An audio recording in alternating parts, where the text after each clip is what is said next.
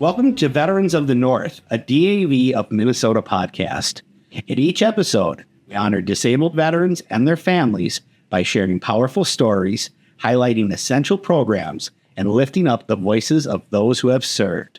Now, let's join today's conversation.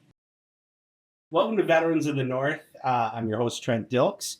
Joining me today, we have Tony Tangwell and Charles Burns, both DAV service officers, and we're going to have a discussion about what veteran services are, how you go about it, where to start, and some more information on that. So welcome to you both. Thank you. Thank you. Glad you could be here. Tony, you want to tell us a little bit about what you do? Yeah, so I'm a department service officer for DAV Minnesota. I'm very similar to what a county veteran service officer would be. I work out of the Minneapolis VA Medical Center, so I'm catching people coming out of appointments. Maybe the doctors tell them to go see a service officer or something like that. Bringing them in, doing initial claims, basic claims filing, answering questions. Catch a lot of random questions that maybe people don't know the answers to, but I can point them in the right direction. So, Very nice one. Charles, you maybe give both our listeners a little bit about what you do. Yeah, absolutely. So I'm the supervisor of the DAV office at Fort Snelling at the regional office. We have a staff of 7. We're primarily right within the regional office, and veterans come in. We can assist them that way. They can set up appointments, whether it's over the phone or in person. So yeah, we're primarily out of the regional office, just helping veterans. So we've got a good mix. We've got kind of the on the ground in the trenches work, somebody who started on the ground in the trenches and now gets a little bit of the bigger overview and some of the supervisory stuff. Both veterans, you want to share a little bit about your service, your time in service? yeah, so I was 11 years in the Army National Guard, Minnesota, deployed to Iraq in 04-05. Got out in 08, came straight into the veteran assistance world. So, All right, so serving veterans longer than you served. I just joined that club as well. Yeah. Charles, how about your service? I joined the military in 2001. I'm actually set to retire at the end of the month. Congratulations. Super excited about that. Deployed in 2004 and 5, and then again in 2009 and 10. Prior to that second deployment, I worked for the State Department through the donation program, and then eventually got into the DAV claim side just over 13 years ago. Okay, so you started with our donation Yep. team. Okay, excellent. Well, congratulations on the retirement time, short timer syndrome. 24 years. 24 years. Couldn't hit 25. That's too bad. No, some people can't. That's all right. Well, let's get a little bit into claims. The term I think we most often, those of us who are a little bit more in the know, we throw around service connection, right? Service connected. Are you service connected? It opens up a lot of doors at what level and what benefits you're for at this percent, eligibility for healthcare, stuff like that. Charles, what do we mean a little bit about service connected? Can you describe what that, the technical term, what it is, what we're really referencing when we ask about that? Or Yeah. When the VA does. Yeah, great question. So service connection can often be referred to as an injury or an illness that was directly caused by your military service. And it's kind of been an ongoing chronic issue that stems from service to the present day. File a claim for it to hopefully establish a service-connected condition for VA benefits and healthcare. And I think something right away that jumps out at me is illness, right? I think a lot of people, when they think about service-connected or disabled veterans, they think about the obvious injuries. Right. They think about the physical blast injuries, amputation, things like that, more dramatic. I think we've done a good job on mental health, so they also think about some of the mental health conditions. But I'm not sure that people, veterans especially, are realizing maybe some of the illnesses or things that developed while they're in service. A little bit about that, the illness side of service. The illness side of things, granted, physical is physical. A lot of individuals think, well, I'm not missing a leg or didn't sustain any injury. But then when we get to the illnesses, it can be anything that ranges from, gastrointestinal insides to neurological conditions, headaches, nerve issues, something that you don't physically see, can all be potentially a claim for service connection. Sleep apnea. Sleep apnea is another big one that I know is not presumptive, and we'll get into presumptive later, but is one that a lot of veterans may have, incurred during service, may have been first diagnosed, may not have seen anybody because, it's the early onset of it. But I think that's one that a lot of people, probably overlook. Respiratory issues could be another one. Yeah. As well too. So digestive issue. Yeah, there's a whole list of them. But I think it's important for people to realize that if it started in service, there is a chance it may be a service connected. Right. And so really, they shouldn't try to screen that stuff themselves. They should see somebody in the know to try to figure out what may or may not be eligible for the benefits there. Yeah. So, Tony, PACT Act. Pretty big legislation. I mean, It's huge. A lot of people think of burn pits, but it goes way beyond burn pits. It's not just a burn pit legislation. It was a once in a generation kind of bill. It's for the current generation. It was a lot like the Agent Orange Act that created a lot of what our Vietnam veterans are getting. On the ground, what has it looked like working in veteran services post PACT Act? What are you seeing? What has that done to the veteran service? It's really made it a lot easier for us, so we don't have to prove the burden of the veteran being specifically exposed to. So, like for me, when I was over in Iraq, I was a supply sergeant. One of my duties was to run our burn pit. So when I came back and I have sinusitis, I was able to get service connected before PACT Act. Yeah. But our burn pit was a dumpster right next to our front gate, and everyone walked through it every day to get to chow, to get to wherever they needed to go. And the people that were working with me that lived in the same huts as me were not able to get service connected because they weren't specifically assigned to the burn pit that they walked past every day. So now it's very simple. You were there, great. Okay, here's a list of things.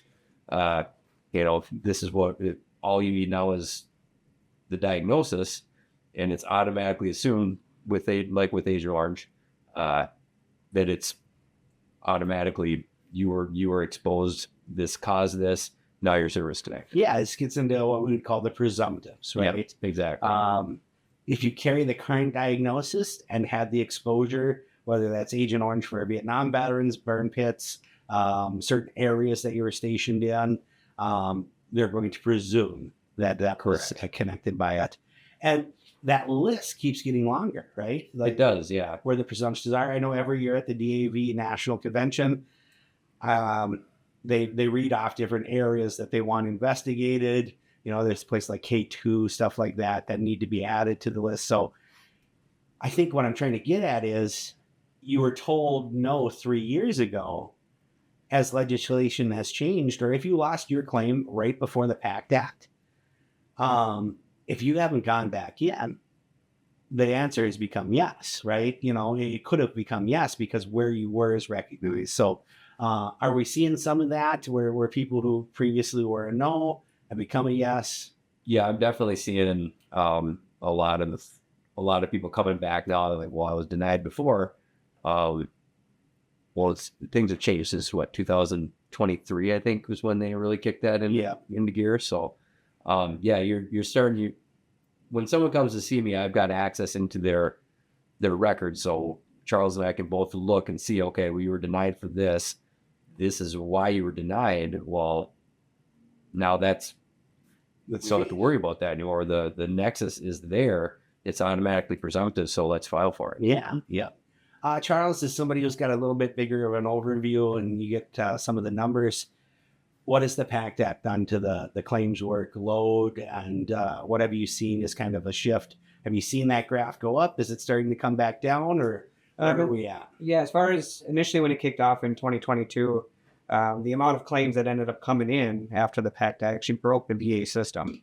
And then they had to extend it to allow more individuals to file within that specific time limit. They had 1 year from the date that it changed. Yeah. The amount of claims is still there. Veterans are now starting to, even 3 years down the road are just realizing about, PACT Act, what it means, what it is. Were they exposed to burn pits? Yes. Granted, you can't file a claim specifically for PACT Act or burn pits, you have to have a diagnosed condition. Yeah. But yeah, the claims are still coming in. As far as whether it's up or down, I couldn't tell you. But even for someone, not Gulf War era, Agent Orange, the PACT Act was huge for Vietnam veterans. A lot of veterans were previously denied hypertension. That was one of the conditions that were added. So a lot of veterans filed. A lot of veterans passed away from hypertension as well, too, which now opened up survivor benefits for their significant other. And that's something I wanted to get to is it's DIC, it's Dependency and Indemnity Compensation, right? It's the survivor pay. As these rules have changed, as the Blue Water Navy veterans were recognized, that was the major shift before the PACT Act. As the PACT Act added hypertension, I think something that veterans and veteran supporters should really be aware of is there are a lot of surviving spouses out there that became eligible who heard no 10, 20 years ago and became eligible because of recent law changes. And I think that's something we have to be able to go after. Yeah. The Thailand was a big one. Yeah. With the PACT Act changes. Prior to PACT Act, it was the veteran had to have a specific job on that Air Force base in Thailand to be considered Agent Orange exposed. Yeah. Well, because of the PACT Act and the laws that changed, opened it to any veteran that served on that base between the Vietnam era. So a lot of veterans got denied because they didn't have a job specific to Agent Orange in the requirement. I either since have refiled and gotten benefits or have passed away of a service-connected condition that they were able to get DIC for their significant other. Yeah. And so I think the important takeaway there is a no today doesn't necessarily mean a no forever. Correct. I know it's discouraging. I know it's hard, but to stay connected, to continue to follow up with a service officer, with a county veteran service officer, whoever you might use, is really important. These are a huge amount of earned benefits you've gotten. We need to, stay check in with somebody every few years, find out what's changed, make sure you're learning about the benefits here. So, Tony, as you're kind of working with various veterans, things like that, and then the law changes, does anything stand out to you as far as, I remember for me, I did claims for a little while, but it was almost like doctors would call it a door handle question. They're going to leave, and then the veteran goes, oh, how about this? And it's actually the most major part of the claim, but they had kind of dismissed it or were comfortable. Have you seen anything like that in your experience where it's maybe the veteran didn't know that they could be service connected for it? It took a little digging, you know what I mean? And then you find maybe, oh, this is also something we should file. Yeah. So when I'm going through a veteran's file with someone, I've created a little spreadsheet where I go through their service treatment records and I look through for every possible thing they were seen for, and then I like to ask them about it. And 9 times out of 10, the people don't remember because they're served 50 years ago, they served whatever. I had a guy that fell out of a window and landed on his head from the 3rd story, and didn't remember that he did that. Oh, and I told him, hey, probably do you have these headaches you're dealing with? Yep. I never thought of that. I don't remember. I didn't remember that happened. Now that you brought it up, Yep. I remember it. So a lot of the work that I like to do is digging in for the veteran to bring up those things that they might, because nobody's going to remember everything that happened to them. There's a lot of stuff that, when you're young, you're in the military, you're invincible, you just shrug stuff off, but later on down the road, it's going to come back to help you. Yeah. So I think one that stood out to me was at a Korean War veteran and his wife. And they were in my office and we were talking, and he had some basic physical complaints, things like that. I had to go back and get my paperwork. I'd left it on my desk to start filling out. And as I'm leaving the room, the wife goes, well, so-and-so, how about your night terrors? And I go, hold on. I sit back down. I was like, what are we talking about? She goes, he has had terrible night terrors since he came home from the Korean War. And so at this point, I'm seeing about 60 plus years since the Korean War. And he's like, well, I don't want him to put me in no rubber room. He got kind of that mentality. But after I explained what's out there and everything, we were able to file for it. And sure enough, it was a serious service connection for a significant mental health issue that he had quietly battled himself for. He didn't know about the support groups. He didn't know about anything because he wasn't connected to the VA. Right. So that was one of those, how about, I'm glad his wife was there. Mental health is a big one for that. A lot of people just have dealt with it. There's a something over your head. You think mental health is bad, and we're starting to change the narrative on that, which is great.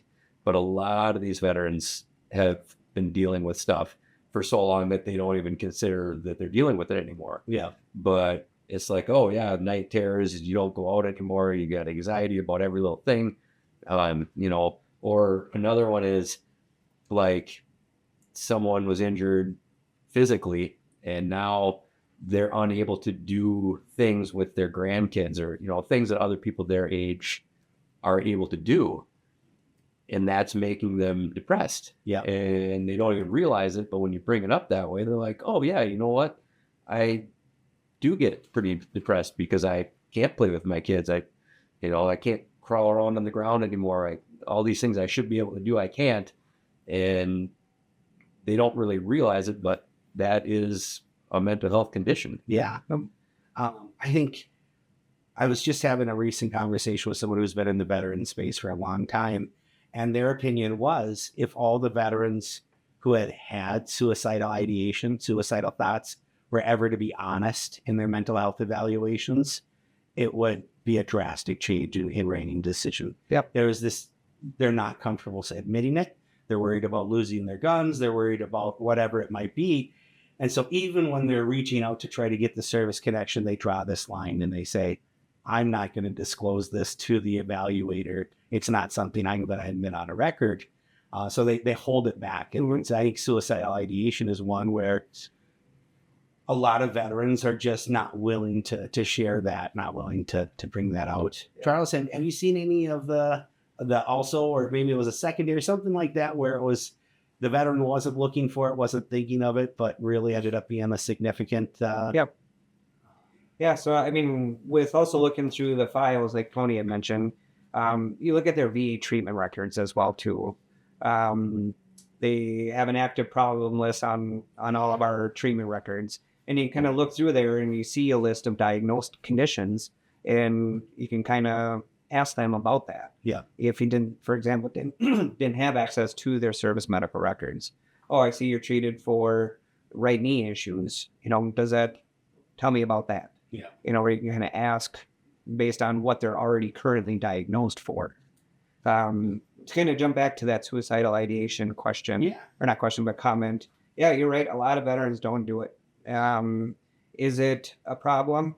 Not really. It can be one of those things where, if that doctor were to specifically ask, hey, have you had thoughts of harming yourself or others? Yeah. And let's say you do answer yes. Well, more than likely, that next question from the doctor is going to be, well, do you have a plan? Do you have an intent? And if the answer is no, because of whatever reasons, family, you want to be here for them, but it's just something that you thought about. Yeah. Doctor just marks that as a sign or symptom and they move right on. Yeah. So you're not really given a verbal intent to do anything. So it can be one of those things where veterans don't feel comfortable answering it. But if they don't, and it is a symptom, but they don't have the actual verbal or physical threat to themselves or others, Yeah. they're, shortchanging themselves with their symptoms. Yeah. Yeah, the problem list can be a big one. But then also looking at that problem list and realizing, okay, well, you have this as a treating diagnosis, but I see you're also service connected for this. Is there a relationship between the two, or can there be a relationship between the two? Yeah, the relationship. We'll get into secondaries. I think that's an area many people have no idea about. But let's back up a little bit to service connection here. When I learned it, it was probably an oversimplified. You both have been doing this way more and way longer than I did. I dabbled in it for a little while. But I learned there were 3 pillars to a claim. Yep. An in-service incident, a current diagnosis, and a nexus, right? what got you from I served in 2005 to 2025? Was there continuous treatment, things like that? Is that a decent basic level, or is there more to it? How would you describe what needs to be there for a claim kind of to be viable? Yeah, for service connection, it really boils down to those three things. Okay. Diagnosis is usually the first thing that comes into play. In-service treatment, and then a connection between the two medically. Yeah. That nexus letter. But that's primarily the information we give all of our clients when applying for service connection. Okay. The three pillars still stand. Yep. When the diagnosis one, I feel like in my experience, it was surprising to me how often that one was the missing pillar.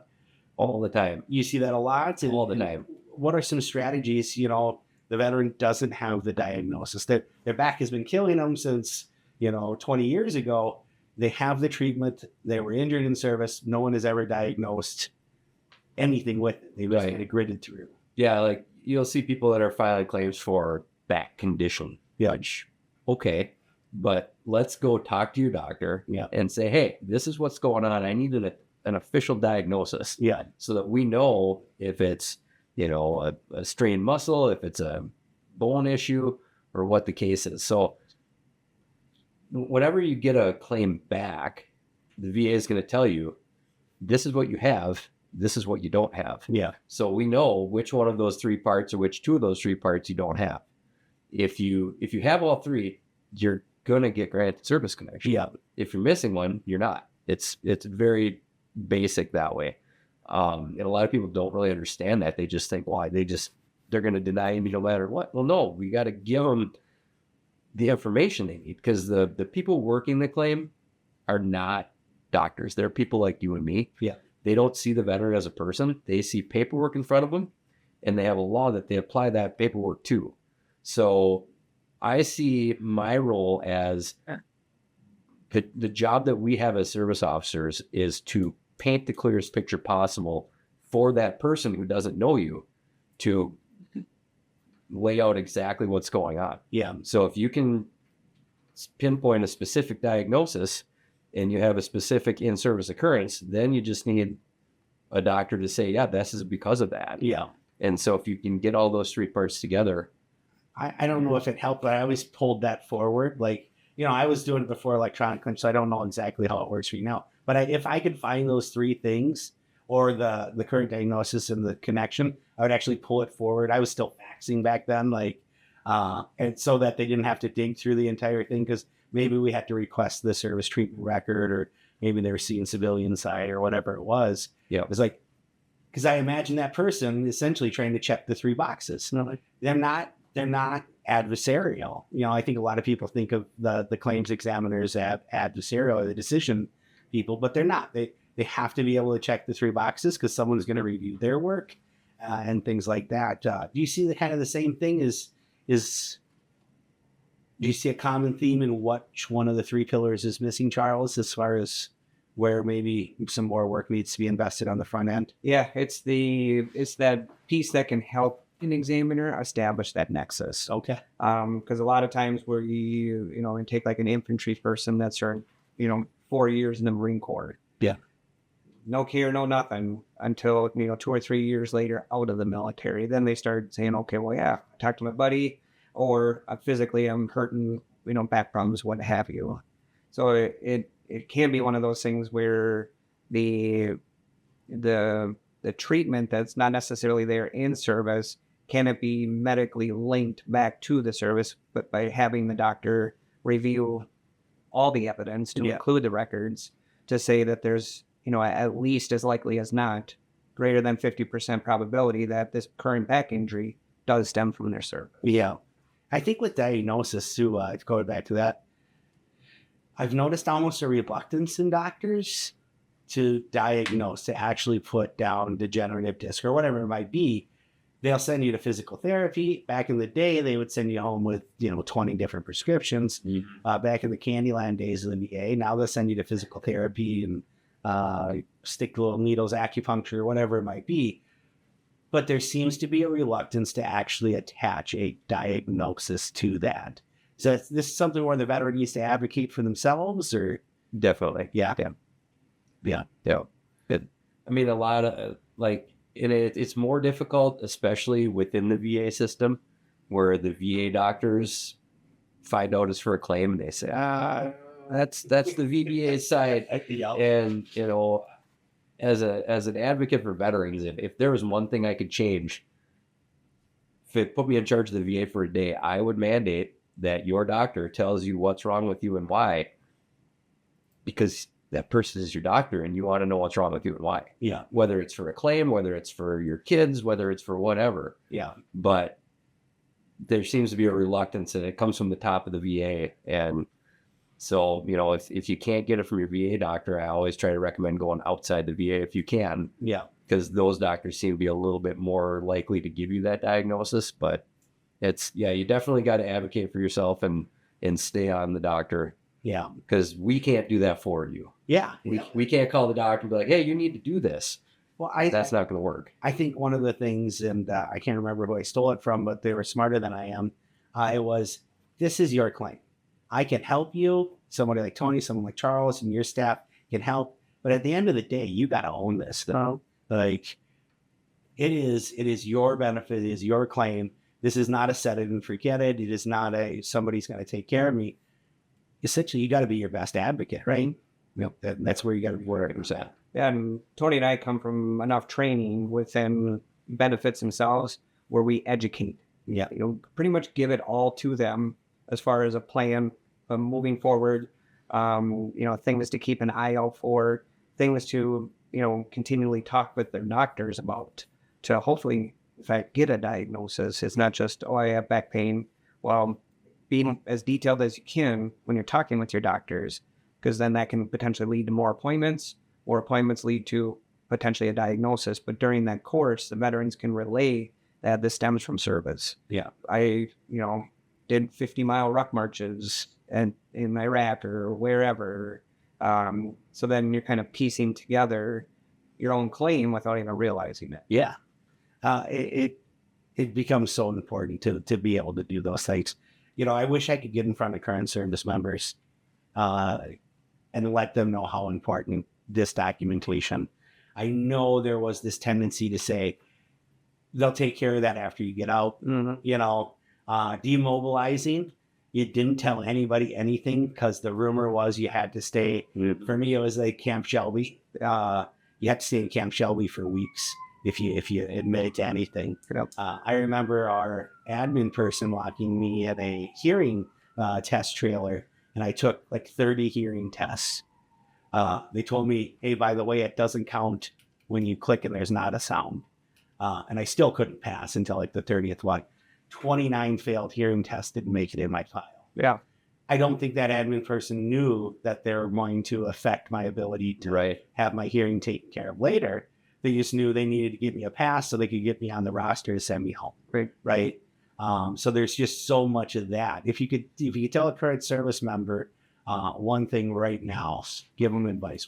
So we go to the pre-mob events now and the demob events as DAV. Some of the chapter members are all with us, and we try to hammer it into the service members' head. Document everything. If you stub your toe, document it, and don't just document it. Talk to your medic and have them properly document it. Yeah, because I spent half my day going through medical records from the 1960s that I can't read. Yep. And that are in short term, and it made sense to the person that wrote it, but to nobody else. Yeah. So what the hell does that mean? I have no idea. But document, and send letters home. Tell your family members about it, because those can come back to help you out in the end. And get it on paper so that you can help prove that in-service occurrence. Yeah. Charles, as you're about to wrap up 24 years, if on your last training you saw a private who was at their first drill, what would you tell them?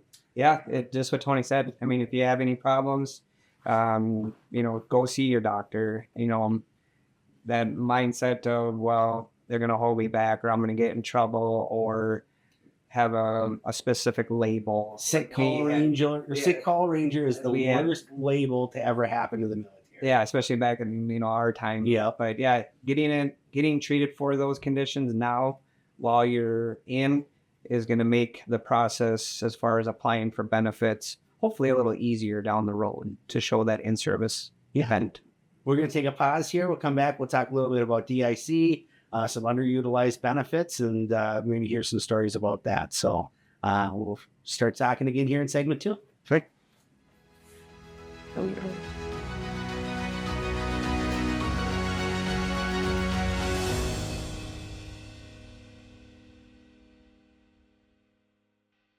Welcome back to Veterans of the North. Joined again by Charles and Tony. And we're going to continue our conversation on veterans benefits. We'll get into some survivors benefits here. And during the break, I was kind of thinking about how to transition this. And I remembered one of my first claims that really impacted me. Veteran was terminally ill with a lung condition. And I had visited him out at his house for the first initial consultation to find out what we might be able to do. And talking with him, it became clear that we needed to file a claim. He had worked in the naval shipyards. He was now terminally ill from an illness as a result of that. By the time I kind of worked with our national service officers, got in the game plan, he had gone into the hospital and he would not come back out. So I filed the claim and got his signature at his hospital bed. I had to put on the gown, the whole thing, the mask there at his bedside. And what stuck with me was he knew it wasn't for him, right? He knew at that point, I think he passed away through an amazing act with the NSO supervisor at the time. We got him service connection in under a week, granted at 100%. But it was for his survivor. It was for his wife, who was on the other side of the bed while I was doing that claim. And that I found was a major motivator for a lot of veterans. They weren't willing to do something for themselves, but when they learned that this could help my surviving spouse, my widow, whoever it might be, then they were motivated to act. So I wanted to start segment 2 here and talk a little bit about Dependency and Indemnity Compensation, DIC, what that is, how it works, why it becomes so important for the veteran to have things in place to act as early as they can to take care of their survivors. So, Charles, can you give us a little oversight of DIC, what we're talking about here for people who might not be familiar? Yeah, so DIC, the Dependency and Indemnity Compensation, there's 2 criterions. It's an or criteria. Mm-hmm. So the first way for a surviving spouse to be entitled to DIC is the veteran has to be service-connected at 100% permanent total for 10 consecutive years.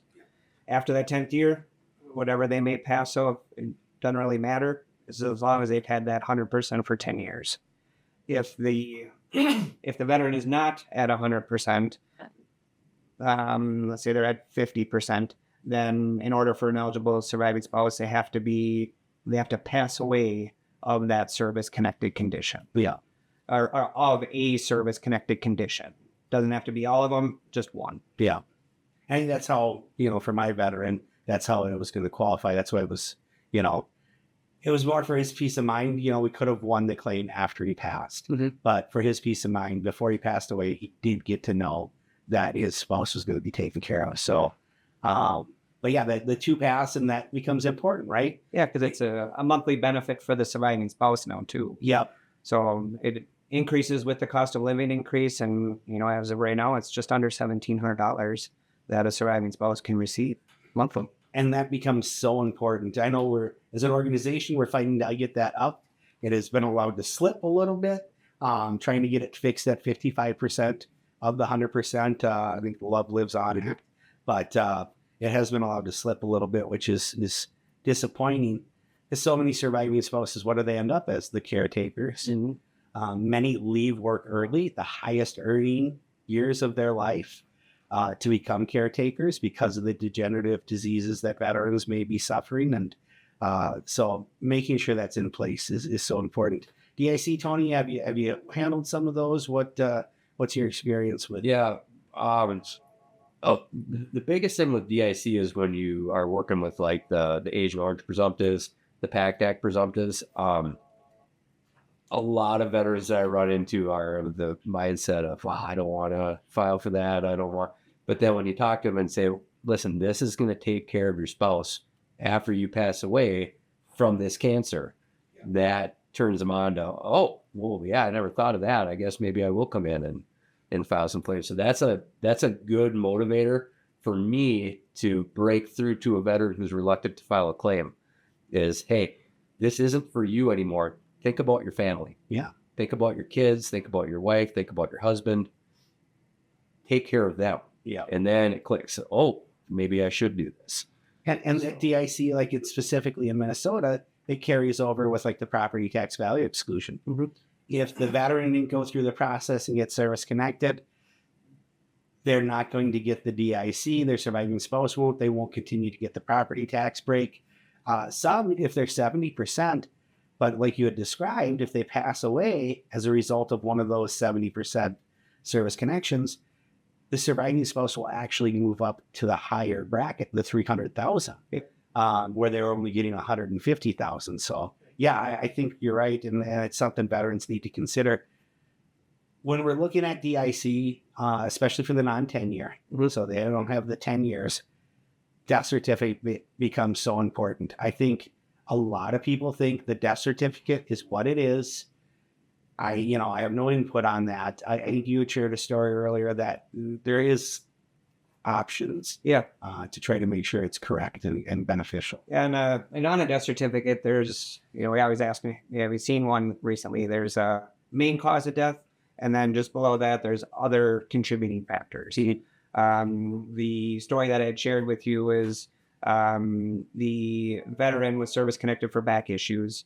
And a few other extremity issues. Overall, I think they were at an 80% evaluation. They went in and had back surgery. Back surgery went well. The very next day, you got to get up, start doing your recovery.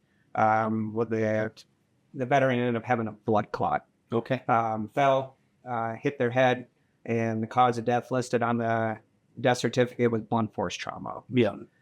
They called us after, what are we all looking at for benefits? And after I got in the meat and potatoes for how they passed away, I said, if you can, take this back to the doctor, the coroner, or whoever, and have them list as a contributing factor because the back surgery caused the blood clot. Yeah. The blood clot caused them to fall, hit their head. Well, they ended up getting the death certificate amended to add back surgery. Okay. So it was kind of twofold because one, they thought initially they weren't entitled to any benefits, but because they talked with a service officer, they had back surgery listed on the death certificate. Now she was entitled to DIC. Another one is, some veterans only have service connected for hearing loss and tinnitus. Yeah. Another story was that the veteran was service connected for hearing loss and tinnitus, ended up passing away of a cancer. Okay. All right. Like a respiratory cancer. Not service connected. There was no way that condition could have fell under a presumptive or anything.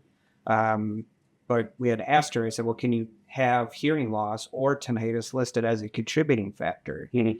And she had said, well, he's been to a lot of appointments by himself. There may have been things that he just didn't hear from the examiner.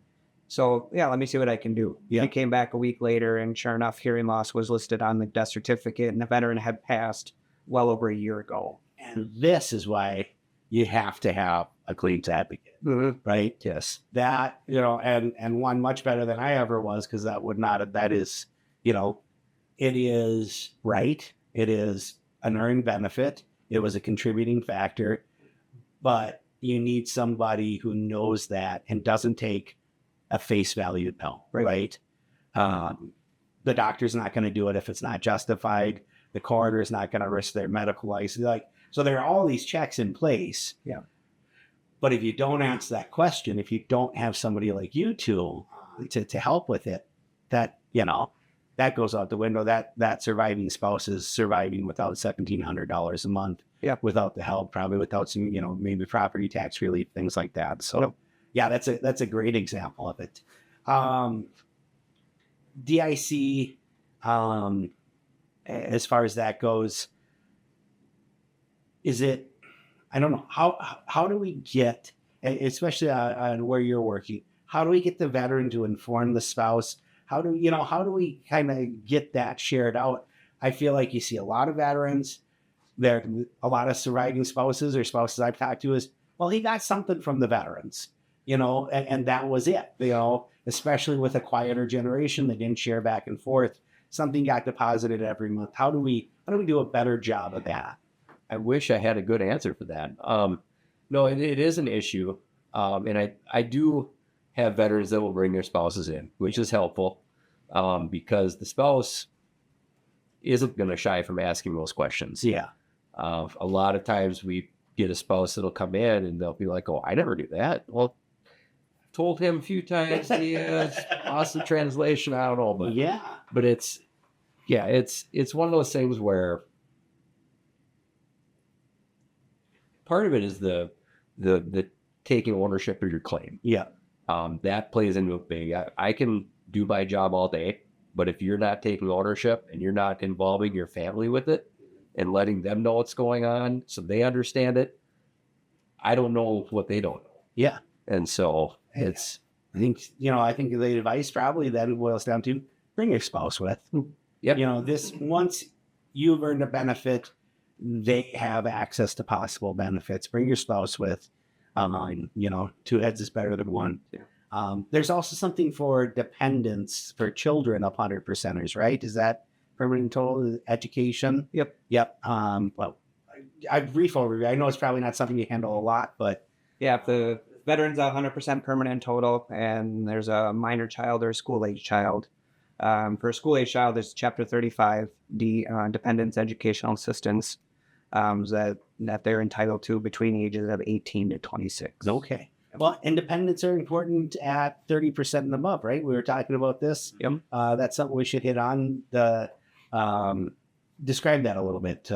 What the dependents. Yeah. So important. once you get to 30% service connection, you can add your dependents to get extra money on top of your award. So when they're married, kids, you get a certain amount for the spouse, you get a certain amount for each kid. That changes depending on their age.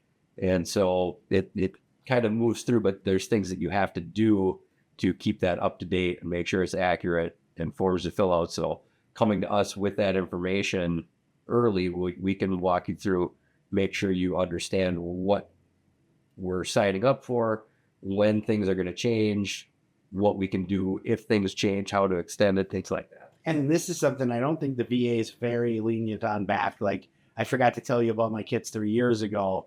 When you finally get around to entering in the information, they go, well, that starts now, right? That's typically the case anyway. So It's something to keep in mind as you are working through this process. Yeah, you have like a 1 year window after the marriage, after the child is born, or after you get that 30% or higher to add them. But if you go 13 months, you're missing out. So. Yeah. So make sure you get to your benefits. What is either a way of getting service connection or a benefit that you two have seen that is underutilized or unknown? So it could be secondaries, it could be DIC. What is an area in your expertise that more veterans should know about? The biggest one that I can think of off the top of my head, one we talked about the dependency. Yeah. But another benefit is individual unemployability. Okay. Yeah. That benefit is there for as long as you meet the certain percentage criterias, but due to your service-connected conditions, you are unable to work in any and all occupation because of it. Not a lot of veterans know about it. So if granted, you stay at a certain percentage and it's 70, 80, 90, but you're paid at the 100% rate because of your service-connected conditions prevent you from obtaining and maintaining gainful employment. And so that is a big one that not a lot of veterans hear about or know about. Yeah. You don't usually get to that conversation and say, well, I can't work anymore because of how bad my back and my legs are. Or, for my heart condition, I physically can't stand for very long. Yeah. Are you working? Well, no. Why? Well, because of my back, because of my heart. Yeah. So that is a big one that is out there for veterans. IU, yeah. IU. Yep. Yeah. What do you think? I think secondary conditions, a lot of people don't understand that something that happened to you 15 years ago can affect the way you are 15 years later and then get that added. So if it's, you had a bad knee and because of the way you're walking, your hip's gone bad or your back or your other knee, or, mental health is another big one that we talked about earlier where you wouldn't think that would be a thing, but because of your service-connected condition, now you're dealing with this other thing. We can get that service-connected. I've seen one, was it like anxiety with his acid reflux or something like that, where the mental health diagnosis is kind of a physical problem that, a doctor is willing to say this caused this. Like, it is more likely than not that. So yeah, like acid reflux or IBS, things like that. I've seen that. Yeah. So, we're about out of time, but I'd like to give you both an opportunity. We did this for service members.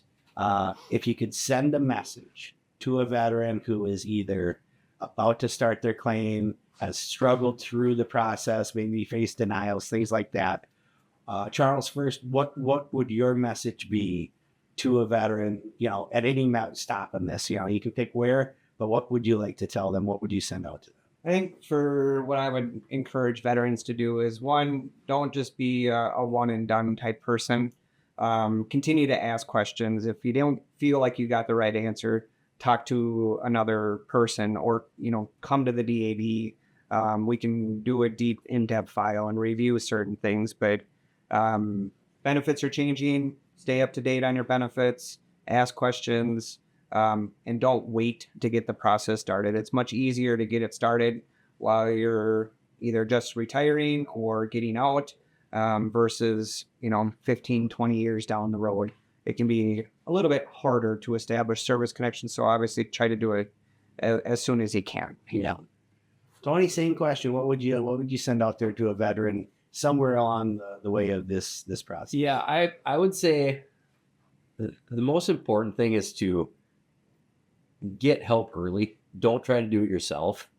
If you file a claim, you think I got this, and you do it incorrectly or you're missing something, now that goes to one strike against you. Now you come to us and we have to work past that.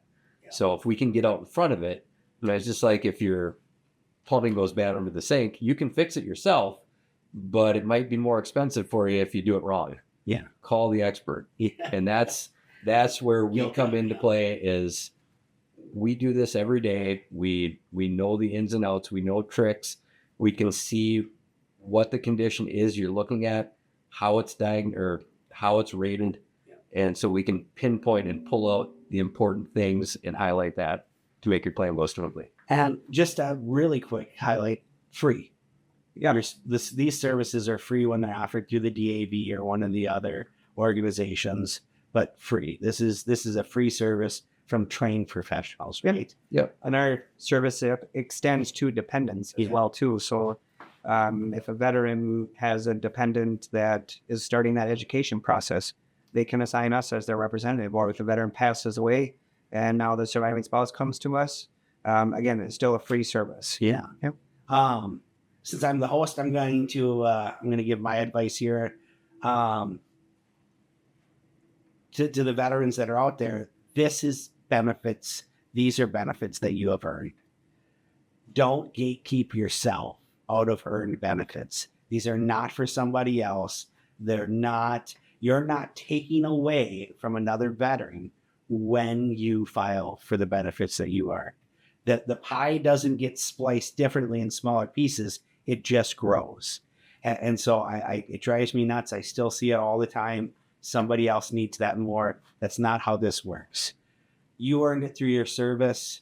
Make sure that you are taking control of what you get and utilizing all the benefits that you earned. So, Charles, Tony, thank you so much for being here today. Yeah, you bet. Appreciate it. And we could fill up 2 more episodes and still scratch the surface of all this. So let's make sure you reach out to somebody, a DAV claims officer, a CBSO, somebody, and start that process today. So thank you. Absolutely. Thank you. Thank you.